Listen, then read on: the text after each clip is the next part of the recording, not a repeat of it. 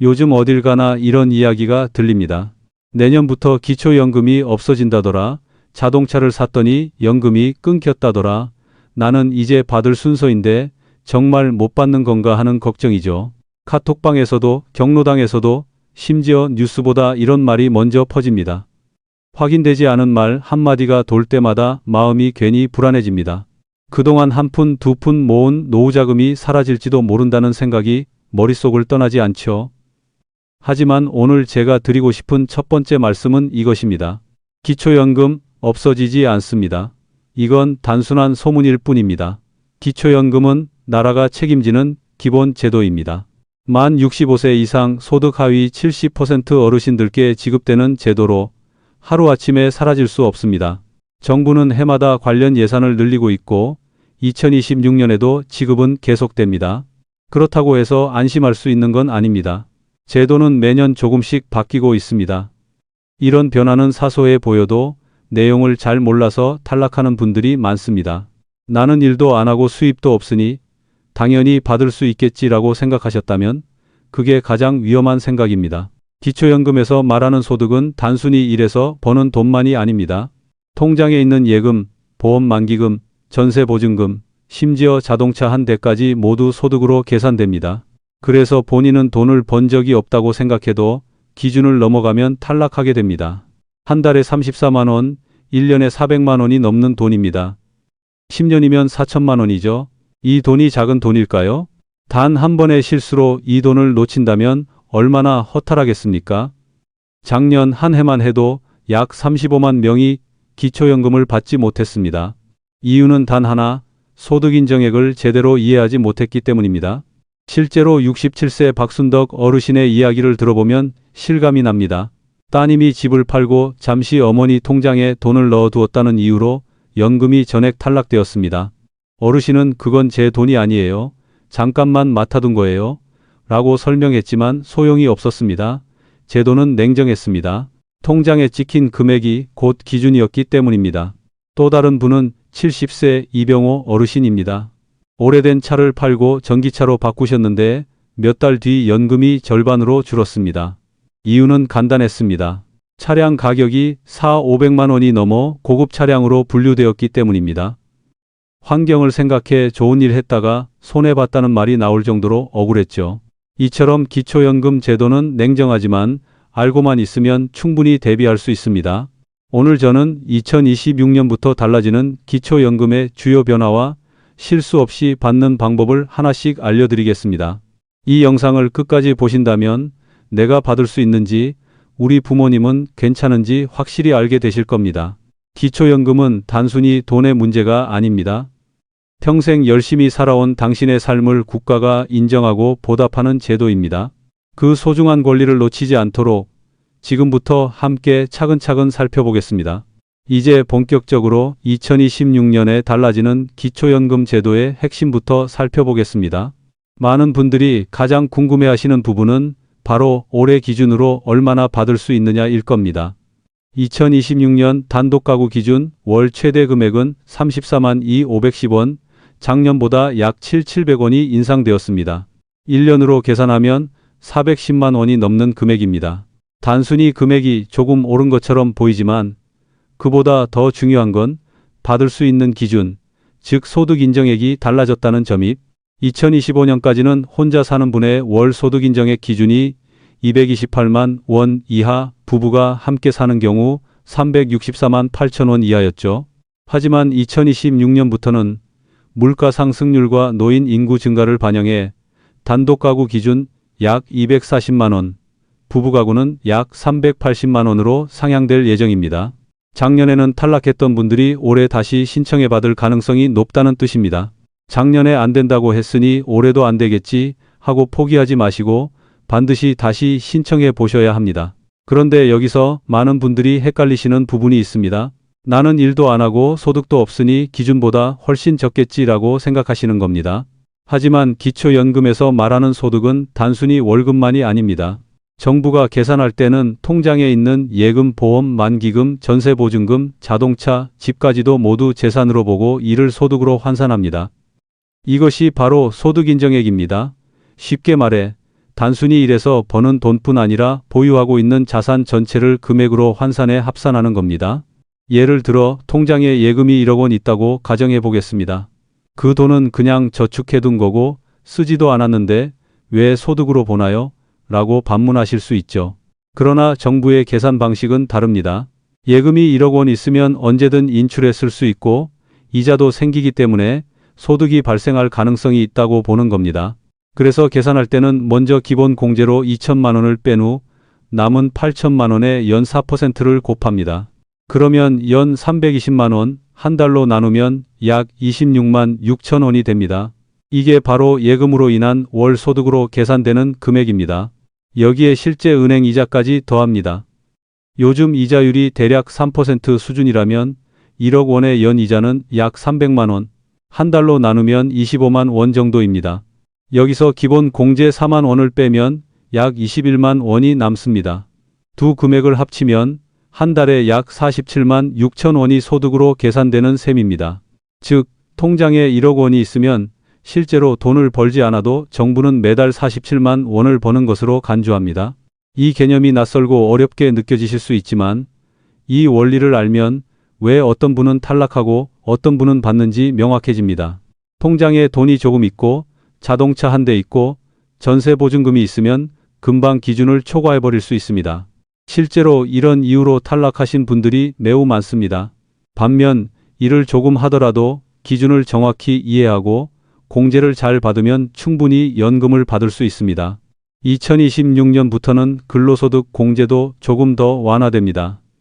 일하시는 분들을 위해 기본 공제 금액이 더 커졌고 남은 소득의 30%를 추가로 공제합니다. 예를 들어 한 달에 200만 원을 버는 분이라면 112만 원을 먼저 빼고 남은 88만 원 중 30%인 26만 4천 원을 더 빼줍니다. 결과적으로 실제 계산되는 소득은 약 61만 6천 원에 불과합니다. 즉, 일하면서도 기초연금을 받을 수 있는 길이 열려 있는 겁니다. 일하면 연금 못 받는다는 말은 더 이상 사실이 아닙니다. 여기서 중요한 건 본인이 가지고 있는 자산과 소득을 정확히 파악하는 것입니다. 내가 어느 기준에 해당하는지, 통장에 얼마가 있는지, 차량 가액은 얼마인지를 확인해 보면 예상보다 간단히 계산할 수 있습니다. 앞으로 2026년부터 적용될 기준을 정확히 알고 있으면 탈락 걱정 없이 연금을 꾸준히 받을 수 있습니다. 이제부터는 실제 사례를 통해 아주 작은 실수 하나로 수천만 원을 잃게 된 분들의 이야기를 들어보겠습니다. 이제 실제 사례를 통해 기초연금 제도가 얼마나 민감하게 작동하는지를 살펴보겠습니다. 누구나 겪을 수 있는 일인데 단 한 번의 착각이 수천만 원을 날릴 수도 있습니다. 먼저 박순덕 어르신의 이야기입니다. 올해 70이 된 순덕 어르신은 평생 자식 뒷바라지하며 사셨습니다. 큰돈 한 번 가져본 적 없고 늙어서야 이제는 나를 위해 조금이라도 받아야지 하는 마음으로 기초연금을 신청하셨죠. 그런데 주민센터에서 담당 공무원의 말을 듣는 순간 귀를 의심하셨습니다. 어르신, 통장에 5억이 넘는 돈이 보이네요. 이게 기준을 초과해서 연금 지급이 어렵습니다. 순덕 어르신은 깜짝 놀라며 손사래를 쳤습니다. 그건 제 돈이 아니에요. 딸이 집을 팔고 잠깐 제 통장에 넣어둔 거예요. 저는 손도 안 댔어요. 하지만 담당자는 조용히 고개를 저었습니다. 죄송하지만 사정이 어떻든 통장에 찍힌 금액으로 계산됩니다. 결국 다음은 최만수 어르신의 경우입니다. 이분은 20년 전부터 매달 30만 원씩 저축성 보험에 가입했습니다. 노후를 대비해 꾸준히 부은 결과 만기 때 받은 돈이 7,500만 원이었습니다. 그 돈으로 병원비도 내고 조금은 여행도 다니려 했죠. 하지만 기초연금을 신청하러 갔을 때 뜻밖의 말을 들었습니다. 보험 만기금이 금융재산으로 계산되어 기준을 넘는다는 것이었습니다. 평생 한 푼 두 푼 아껴 모은 돈이 오히려 독이 된 겁니다. 만수 어르신은 그건 제가 번 돈이 아니라 모은 돈인데 그게 왜 소득이냐 고 묻지만 제 돈은 그렇게 따져주지 않았습니다. 기초연금의 계산 방식. 세 번째는 이병호 어르신 부부의 사례입니다. 부부는 10년 넘게 타던 경유차가 고장이 잦아 전기차로 바꾸었습니다. 환경에도 좋고 정부 지원금도 있으니 나쁘지 않다고 생각했죠. 그런데 몇 달 후 통장을 확인하니 연금이 반으로 줄어 있었습니다. 알고 보니 차량 가액이 4,500만 원을 넘어 고급차로 분류되었기 때문입니다. 부부는 그저 오래된 차를 바꿨을 뿐인데 제도상으로는 자산 증가로 해석된 것입니다. 결국 월 34만 원이던 연금이 17만 원으로 줄어들었습니다. 부부가 평생 아껴 모은 돈과 시간의 가치를 생각하면 이건 정말 억울한 일이 아닐 수 없습니다. 이 세 이야기는 모두 실제로 일어날 수 있는 일입니다. 공통점은 하나입니다. 본인은 단지 평범한 선택을 했을 뿐인데 제도의 계산 방식이 그 선택을 소득으로 본다는 것입니다. 잠깐의 돈 이동, 만기된 보험, 새로 산 자동차 한 대가 인생의 노후 자금을 반으로 줄일 수 있습니다. 그렇다고 너무 두려워할 필요는 없습니다. 이 원리를 정확히 알고만 있으면 충분히 막을 수 있습니다. 통장 잔고가 많다면 미리 이동 시점을 조절하고 보험 만기라면 연금형 상품으로 전환하고 차량을 바꿀 땐 가격 기준을 꼭 확인하면 됩니다. 중요한 건 내가 몰라서 손해보지 않기입니다. 이제 이런 실수를 피하기 위해 반드시 알아야 할 10가지 함정을 정리해 보겠습니다. 이 중 단 하나라도 해당되면 기초연금을 한 푼도 받지 못할 수 있습니다. 멈춤. 기초연금을 신청하거나 유지할 때 사람들이 가장 자주 빠지는 함정은 생각보다 단순합니다. 그런데 그 단순한 실수가 평생 받을 수 있는 돈을 한순간에 날려버리기도 합니다. 지금부터 말씀드릴 10가지 실수 중 단 하나라도 해당되면 연금을 한 푼도 받지 못할 수 있습니다. 끝까지 집중해서 들어주세요. 첫 번째 실수는 만 65세가 지나서 신청하는 경우입니다. 많은 분들이 생일이 지나고 나서 신청해도 된다고 생각하시지만 실제로는 생일이 속한 달의 첫날부터 신청할 수 있습니다. 예를 들어 생일이 3월 15일이라면 3월 1일부터 신청 가능하다는 뜻입니다. 그런데 대부분 4월쯤에 신청하시죠? 그렇게 되면 3월분 연금은 영원히 받을 수 없습니다. 기초연금은 소급 지급이 되지 않기 때문입니다. 하루만 늦어도 34만 원이 날아간다는 점 반드시 기억하셔야 합니다. 두 번째 실수는 예금이나 적금의 만기일을 확인하지 않는 것입니다. 기초연금을 신청하는 달에 적금이 만기가 되어 수천만 원이 통장에 들어오면 그 순간 소득이 급격히 늘어난 것으로 계산됩니다. 만 65세 전후 3달은 특히 조심해야 합니다. 만기일이 겹치지 않게 미리 조정하거나 만기 전에 연장해 두는 것이 좋습니다. 세 번째는 오래된 통장을 그대로 두는 경우입니다. 10년 전에 만든 새마을금고 통장이나 신협계좌에 잔액이 조금 남아 있으면 그것도 합산됩니다. 얼마 안 되는 돈이니까 괜찮겠지 하시겠지만 여러 개가 모이면 큰 금액이 됩니다. 금융감독원의 내 통장 찾기 서비스를 이용하면 본인 명의로 된 모든 계좌를 한눈에 확인할 수 있습니다. 사용하지 않는 계좌는 미리 정리해 두세요. 네 번째 실수는 자녀 명의의 차를 부모님이 사용하는 경우입니다. 보험도 부모님 이름으로 되어 있고 실제로 타고 다니는 분이 부모님이라면 법적으로는 그 차량이 부모님 소유로 간주될 수 있습니다. 차량은 명의자와 실사용자가 동일해야 합니다. 만약 부모님이 직접 운전하신다면 차량 가격을 4천만 원 미만으로 맞추는 게 안전합니다. 다섯 번째는 조상 대대로 물려받은 시골 땅을 그냥 두는 경우입니다. 오래돼서 잊고 있던 토지도 본인 명의로 남아 있으면 자산으로 계산됩니다. 그건 아무 가치도 없는 땅인데요. 라고 해도 서류상으로는 재산입니다. 면동 주민센터에서 토지 소유 내역을 확인하고 불필요한 명의는 정리하는 것이 좋습니다. 여섯 번째 실수는 부부 재산을 한쪽 명의로 몰아두는 것입니다. 남편 이름으로만 모든 재산을 등록해두면 아내는 재산이 없으니 괜찮다고 생각하시죠. 하지만 기초연금은 부부 재산을 합산해 계산합니다. 오히려 이런 방식은 증여로 의심받을 수도 있습니다. 재산은 부부가 각각 일정 부분 나누어 관리하는 것이 안전합니다. 일곱 번째는 대출을 서둘러 갚는 경우입니다. 빚이 있으면 그만큼 자산에서 차감됩니다. 그런데 이제 나이도 됐으니 빚 없이 살아야지 하며 대출을 한꺼번에 갚아버리면 오히려 재산이 늘어나는 것으로 계산됩니다. 만 65세 전후에는 대출을 급하게 갚지 마시고 연금 신청 이후 천천히 정리하는 게 유리합니다. 여덟 번째는 증권 계좌나 펀드를 잇는 경우입니다. 은행 계좌는 다 정리했는데 10년 전에 만든 증권 계좌에 주식이나 펀드가 남아 있으면 그것도 금융재산으로 잡힙니다. 주식 평가액이나 펀드 잔액까지 모두 포함됩니다. 오랫동안 확인하지 않은 계좌가 있는지 꼭 점검하세요. 9번째는 골프 회원권이나 콘도 회원권을 그냥 두는 경우입니다. 몇 년째 안 써서 괜찮겠지라고 생각하시지만 회원권도 재산입니다. 특히 골프 회원권은 금액이 커서 하나만 있어도 탈락할 수 있습니다. 사용하지 않는 회원권은 미리 정리하거나 양도하는 것이 좋습니다. 마지막 10번째는 가장 흔하면서도 가장 치명적인 실수입니다.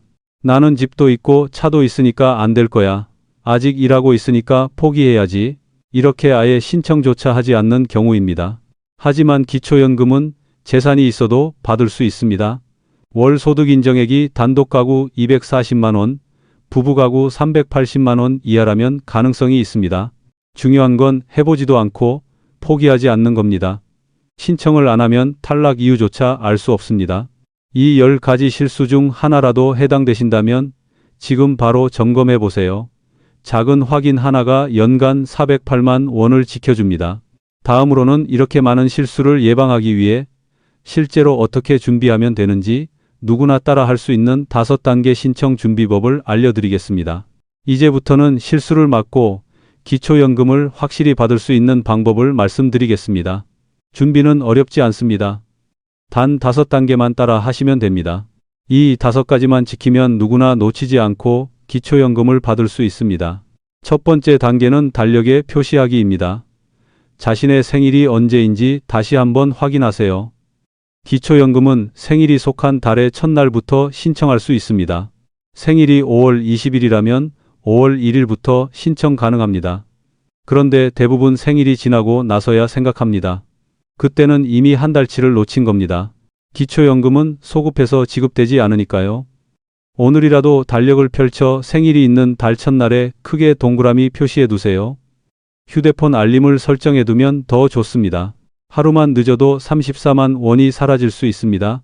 부모님 생신보다 더 중요한 날짜라고 생각하셔야 합니다.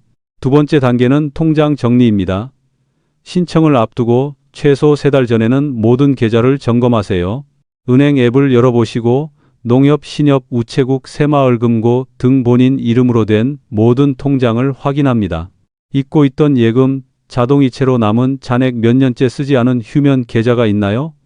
이런 금액이 모두 합산되어 소득으로 계산됩니다. 금융감독원 홈페이지에 들어가 내 통장 찾기를 검색하면 한 번에 모든 계좌를 확인할 수 있습니다. 사용하지 않는 계좌는 해지하고 필요 없는 금액은 미리 정리하세요. 세 번째 단계는 재산 목록을 작성하는 것입니다. 종이 한 장만 준비하세요. 왼쪽에는 재산 종류를, 오른쪽에는 금액을 적습니다. 집이 있다면 공시가격을 적고 차량이 있다면 중고차 시세를 확인해 금액을 적습니다. 예금, 적금, 보험, 펀드, 회원권까지 모두 적으세요. 이 목록을 작성하면 본인의 자산 규모를 한눈에 파악할 수 있습니다.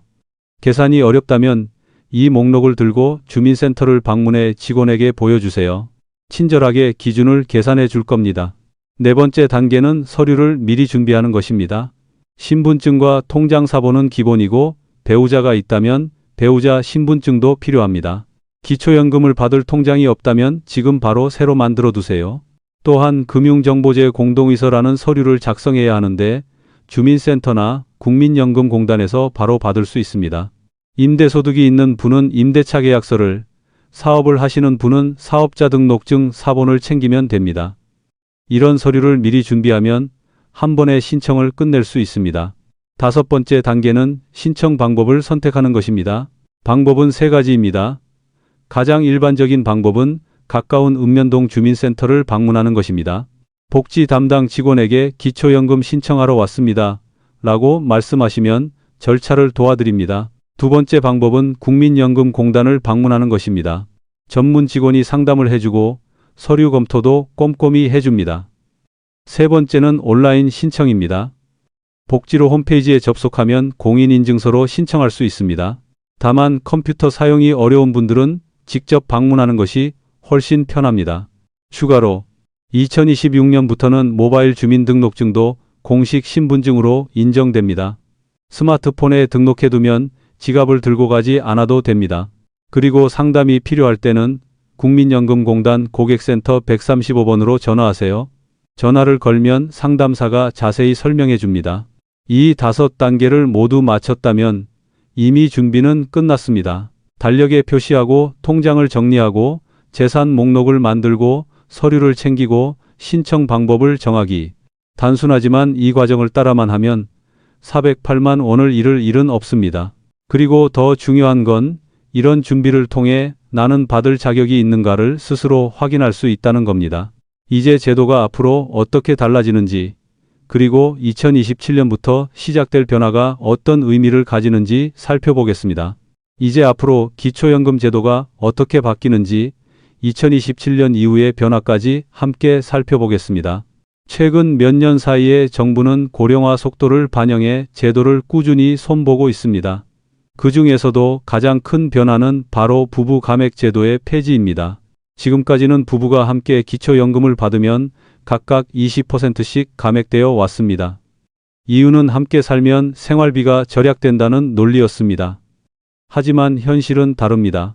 함께 산다고 해서 전기요금이 절반으로 줄지도 병원비가 반으로 줄지도 않습니다.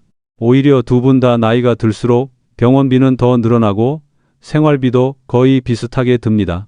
그래서 드디어 정부가 결단을 내렸습니다. 2027년부터 부부감액 제도를 단계적으로 없애기로 한 겁니다. 처음에는 소득 하위 40%의 부부부터 감액률이 10%로 줄어듭니다. 그동안은 20%씩 깎였지만 이제 절반만 줄어드는 거죠. 그리고 2030년부터는 모든 부부에게 감액이 완전히 사라집니다. 그때가 되면 부부가 함께 받아도 한 푼도 깎이지 않고 각각 정액 그대로 받을 수 있게 됩니다. 이 변화가 얼마나 큰 의미를 가지는지 계산해 볼까요? 현재는 부부가 각각 34만 원씩 받아야 하지만 20% 감액되어 실제로는 27만 2천 원씩 두 분 합쳐 54만 4천 원을 받습니다. 하지만 2030년 이후에는 감액이 사라지면 각각 34만 원씩 합계 68만 원을 받게 됩니다. 1년이면 160만 원 이상 더 받는 셈입니다. 그 차이는 결코 작지 않습니다. 평생 함께 살아온 부부가 감액 때문에 손해보는 일은 이제 점점 사라질 겁니다. 또 하나 기억해야 할 점이 있습니다. 국민연금 연계 감액 제도는 아직 그대로 유지됩니다. 즉, 국민연금을 많이 받는 분은 기초연금이 일부 감액될 수 있습니다. 기준은 기초연금 기본액 34만 원의 150% 정도인 약 51만 4천 원입니다. 국민연금을 이 금액보다 적게 받는다면 기초연금은 전액 받을 수 있습니다. 하지만 이 금액을 넘으면 초과분에 따라 기초연금이 깎입니다. 국민연금이 많을수록 기초연금이 줄어드는 구조죠. 최악의 경우에는 절반 가까이 줄어들 수도 있습니다. 평생 성실하게 일하고 국민연금 꼬박꼬박 냈는데 왜 오히려 손해를 보느냐 라는 불만이 많은 것도 사실입니다. 이런 불합리한 구조를 개선하기 위해 정부는 2026년부터 연계 감액 기준을 다시 검토하고 있습니다. 단기간에 바뀌진 않겠지만 논의가 계속 이어지고 있으니 머지않아 조정될 가능성도 있습니다. 그리고 희소식이 하나 더 있습니다. 물가 상승률에 맞춰 기초연금액 자체가 매년 조금씩 인상되고 있다는 점입니다.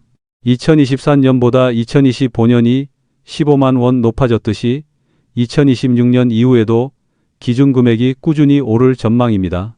정부는 노후생활 안정화를 위해 추가 인상안을 검토하고 있고 저소득층 어르신을 위한 별도 지원도 논의 중입니다.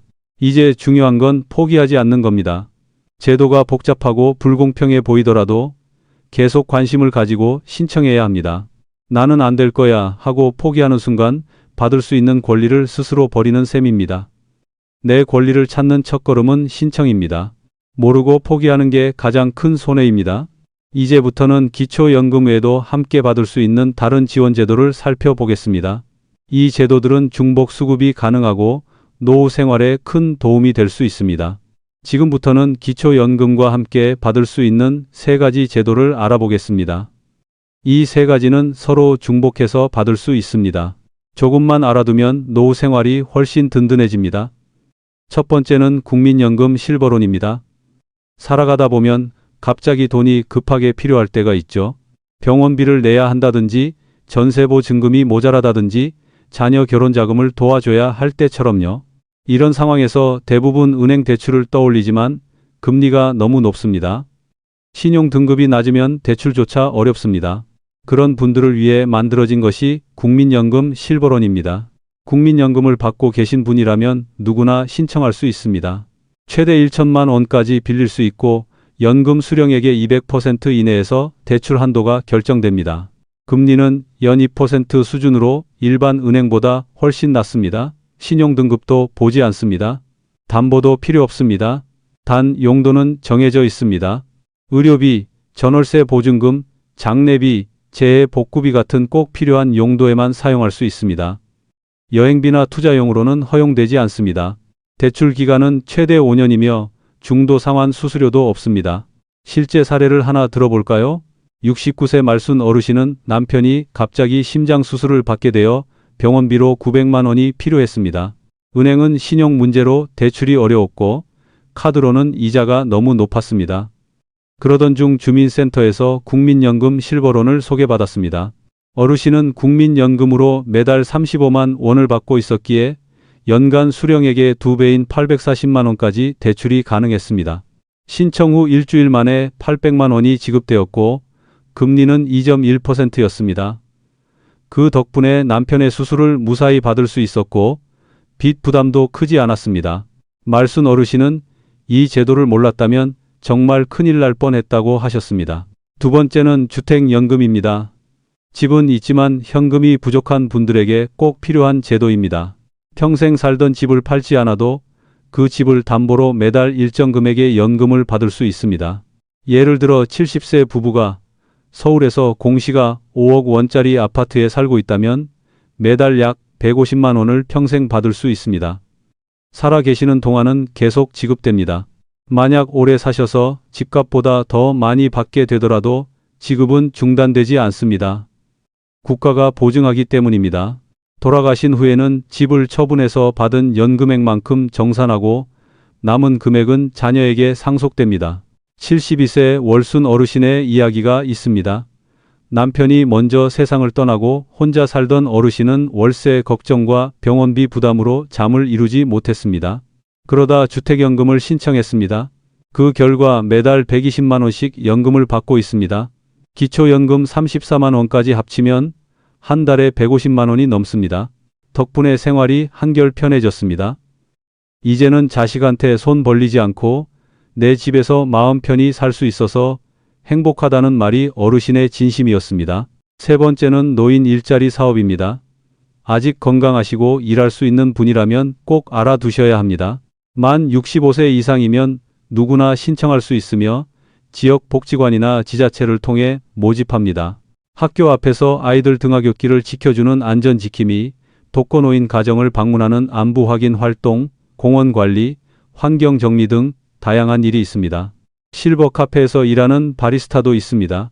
활동비는 월 30만 원에서 50만 원 사이인데 중요한 건 이 돈이 기초연금 소득으로 잡히지 않는다는 점입니다. 즉 기초연금 34만 원을 그대로 받으면서 일자리 수당도 따로 받을 수 있습니다. 경제적인 보탬도 크지만 그보다 더 큰 건 사람을 만난다는 겁니다. 집에만 있으면 우울해지고 말할 사람도 없습니다. 하지만 일자리를 통해 사람을 만나고 웃고 움직이면 건강도 좋아집니다. 실제 연구에서도 노인 일자리에 참여하는 분들이 그렇지 않은 분들보다 우울감이 적고 자존감이 높다는 결과가 있습니다. 이 세 가지 제도는 모두 기초연금과 함께 받을 수 있습니다. 연금은 단순한 돈이 아닙니다. 그것은 당신의 인생이 존중받고 있다는 증거입니다. 지금까지 열심히 살아온 세월을 국가가 인정하고 도와주는 약속입니다. 그러니 주저하지 말고 받을 수 있는 건 모두 챙기세요. 이것이 여러분의 권리이자 노후를 지키는 가장 확실한 방법입니다. 이제 마지막으로 오늘 이야기를 정리하며 꼭 기억해야 할 세 가지 핵심 포인트를 말씀드리겠습니다. 이제 오늘의 내용을 마무리하며 꼭 기억해야 할 세 가지 핵심 포인트를 정리하겠습니다. 오늘 말씀드린 내용 중에서 단 세 가지라도 실천하신다면 적어도 연간 408만 원, 10년이면 4천만 원을 지킬 수 있습니다. 첫째, 통장과 재산을 꼼꼼히 관리해야 합니다. 오래된 계좌나 소액 예금, 자동차 한 대, 회원권 하나가 탈락의 원인이 될 수 있습니다. 내 이름으로 된 모든 금융자산을 확인하고 정리해 두세요. 차량은 가급적 4천만 원 미만으로 맞추고 보험이나 적금 만기일은 연금 신청 시기와 겹치지 않도록 조정하는 게 좋습니다. 작은 준비가 큰 손실을 막습니다. 둘째, 만 65세 생일이 속한 달의 첫날을 절대 잊지 마세요. 이 날은 단순한 생일이 아니라 인생의 새로운 시작점입니다. 신청이 하루만 늦어도 그 달의 연금은 영원히 받을 수 없습니다. 달력에 표시하고 휴대폰 알람을 설정해 두세요. 내일 해야지라는 마음으로 미루다 보면 34만 원이 그냥 사라집니다. 부모님이나 배우자의 생일도 함께 표시해 두면 좋습니다. 가족의 노후를 지키는 가장 간단한 방법입니다. 셋째, 재산이 있거나 일을 하고 있다고 해서 포기하지 마세요. 아직도 나는 집이 있으니까, 차가 있으니까, 일하고 있으니까 안 될 거야 라고 생각하는 분들이 많습니다. 하지만 기초연금은 단순히 재산 유무로 결정되지 않습니다. 소득인정액 기준 이하라면 누구나 받을 수 있습니다. 일하고 있는 분도 근로소득 공제를 받으면 충분히 자격이 됩니다. 해보지도 않고 포기하는 것이 가장 확실한 탈락 이유입니다. 신청을 해야 결과를 알고 이유를 알아야 다시 도전할 수 있습니다. 기초연금은 단순히 돈을 주는 제도가 아닙니다.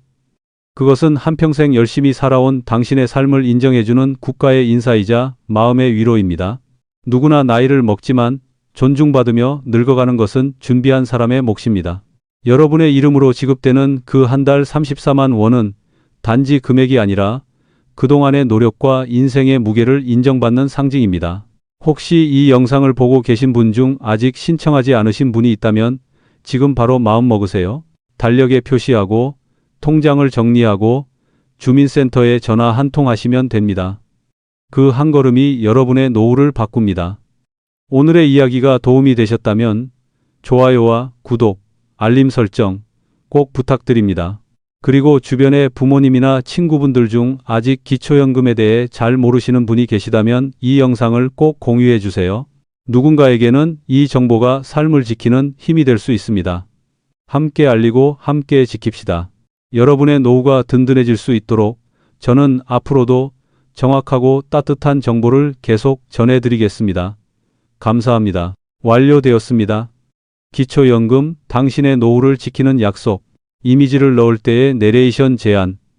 영상의 마지막 장면에서는 따뜻한 오후 햇살 아래 노부부가 함께 웃으며 공원을 산책하는 모습이 어울립니다. 내레이션 제안, 조용한 배경음악과 함께 당신의 노후 포기하지 마세요.